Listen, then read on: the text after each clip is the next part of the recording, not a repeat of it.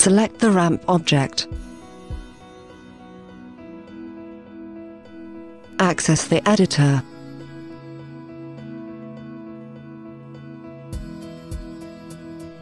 Choose the object type to draw: straight ramp, curved or flat.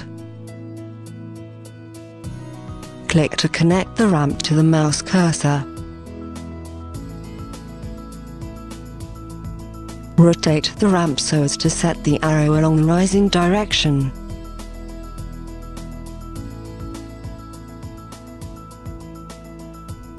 Select the connection point and position the ramp.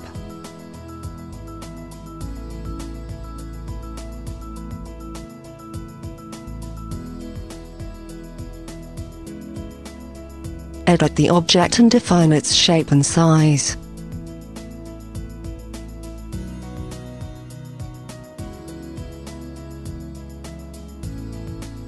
Add the other ramp elements and merge them with other drawn elements.